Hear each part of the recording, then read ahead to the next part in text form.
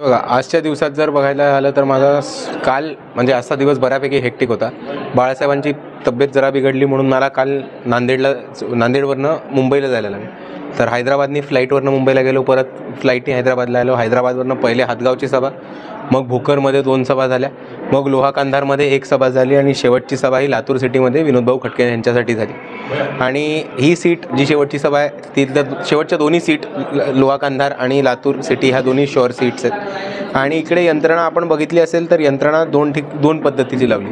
एक, वंचित बहुजन आघाडीचे कार्यकर्ते आणि वंचित बहुजन आघाडीची बूथपर्यंत जी बांधणी झाली होती ती अख्खी यंत्रणा विनोदभाऊंच्या मागे ठामपणे.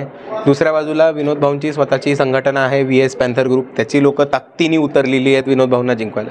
आणि त्याच्याहून महत्त्वाचं मला एक सांगायचं आहे, जे आज लातूरमध्ये कळलं की इकडचे पारंपरिक घराणेशाही चालते. त्याच घरातनं खासदार, त्यांचीच 2 मुलं, 2 वेगळ्या ग्रामीणचे आणि शहराचे आमदार. आणि ह्या घराणेशाहीला आणि या एका कुटुंबीय सत्तेला इकडची जनता थकलेली आहे. आणि आपल्याला दिसेल की विनोदभाऊंच्याच मागे अख्खी जनता त्यांची यंत्रणा बनवून काम करताना दिसते. म्हणजे जर तुम्ही विरोधकांची रॅली बघितल्या तर तिकडे विनोदभाऊंनी उपस्थित केलेले प्रश्न हे तुम्हाला बॅनरच्या स्वरूपातनं किंवा नाऱ्यांच्या स्वरूपातनं दिसेल.